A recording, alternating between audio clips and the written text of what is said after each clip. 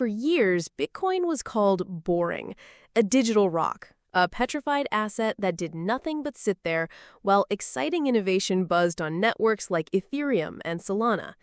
That era is officially over. A renaissance is happening directly on the Bitcoin network, unleashing a multi-billion-dollar wave of new assets, applications, and on-chain activity that is fundamentally reshaping its value proposition.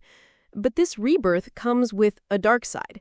This week, a catastrophic hack on a major Bitcoin Layer 2 bridge proved that as soon as you move value off the world's most secure blockchain, you enter a world of immense and often fatal risk. This is the story of Bitcoin's dangerous and exciting second act, a story of explosive innovation clashing with critical vulnerabilities.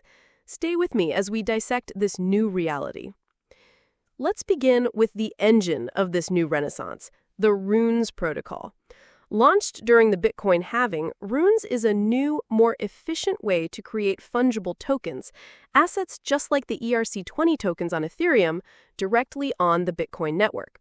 After a few months of quiet development, the protocol has exploded in popularity, igniting a full-blown MEMECOIN season on Bitcoin. A frenzy of speculation and trading around these new Rune tokens has driven on-chain activity to levels not seen in years. The most important consequence of this is the dramatic surge in Bitcoin's transaction fees. The network's blocks are now consistently full, not with simple payment transactions, but with complex data related to the minting and trading of these new assets. This is incredibly bullish for the long-term health of the network. It provides a massive new revenue stream for miners, ensuring the block security budget remains robust even as the block subsidy from the halving diminishes. This new activity is making the network more valuable and secure than ever. But it is also creating a massive, tempting target for hackers, who this week proved that the bridges connecting Bitcoin to its new ecosystems are a critical point of failure. This brings us to the dark side of the Renaissance, the bridge to nowhere. This week, the Apex bridge, a popular protocol used to move Bitcoin to the Stack's Layer 2 network, was exploited for over 850 wrapped Bitcoin, valued at over $60 million. The hackers found a vulnerability in the bridge's smart contract code, allowing them to withdraw the real Bitcoin held in custody without needing to burn the corresponding wrapped tokens on the other side.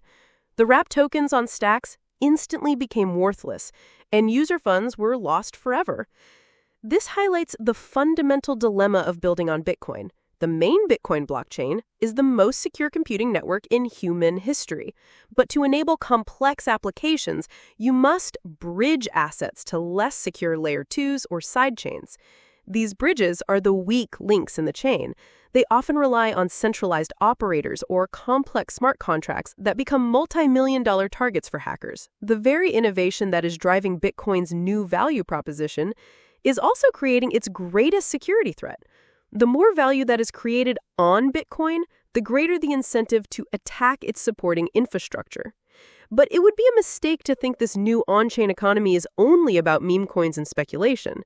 While the Runes frenzy captures the headlines, a more sophisticated cultural movement is taking place using the Ordinals protocol. This week, a new generative art collection called Satoshi's Garden, inscribed directly onto individual Satoshis, sold out in minutes for millions of dollars, with pieces now being featured in digital art galleries. This is the Soho to the Runes Wall Street bets. It's a movement focused on creating permanent, verifiable, and culturally significant digital artifacts on the world's most immutable ledger.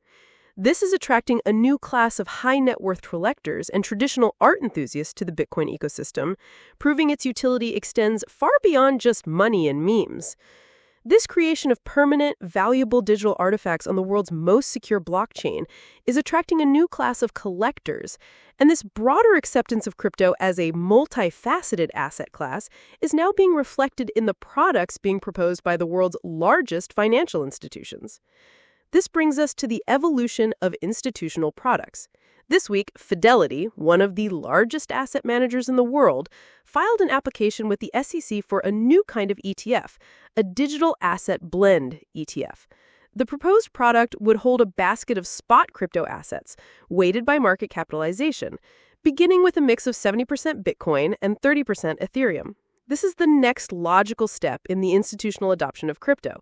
It signals a shift away from viewing Bitcoin as a standalone speculative bet and toward viewing crypto as a legitimate investable asset class with its own internal weightings and risk profiles. The filing suggests that for the conservative institutional world, Bitcoin remains the primary reserve asset, with Ethereum as the main blue chip for utility and smart contracts. The creation of these blended products will make it even easier for traditional portfolios to gain diversified exposure to the crypto market.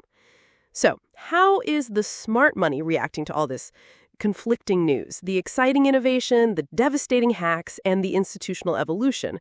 We can get a clue by looking at on-chain whale activity.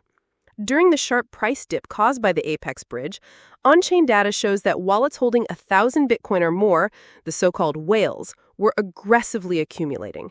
This reveals a stark divergence in mindset. The retail market, seeing the hack headline, panics and sells. The whales, however, see the bigger picture. They understand that a failure of a peripheral application is not a failure of Bitcoin itself. They use the fear-induced price drop as a liquidity event to acquire more of the underlying asset at a discount. These whales aren't just buying Bitcoin. They understand the fundamental value being created by the new Runes protocol and the Ordinals movement. They see the hack not as a reason to sell, but as the source of a perfect buying opportunity. In conclusion, we are witnessing the birth of Bitcoin's second act, and it is both brilliant and dangerous. The Bitcoin network is no longer a sleepy, passive store of value. It is a bustling, innovative, and valuable digital economy. This renaissance powered by Runes and Ordinals is driving up miner revenue and securing the network for the long term. However, this new economy is reliant on a fragile infrastructure of bridges and layer 2s that have become the market's #1 security risk. The future of Bitcoin is no longer a simple debate about its price. It is now a high-stakes race to build secure and reliable infrastructure that can support its burgeoning digital economy without compromising the assets that are moved onto it. The winners in this new era will be those who can harness the incredible innovation of building on Bitcoin without succumbing to the immense risks that come along with it. If this deep dive into Bitcoin's complex new identity gave you a clearer perspective, please help support our channel. Like this video, comment below with your thoughts on the risks and rewards of Bitcoin L2s, and share this video with a friend who thinks Bitcoin is boring. Be sure to subscribe and hit the notification bell for more analysis that cuts through the noise. Thank you for watching.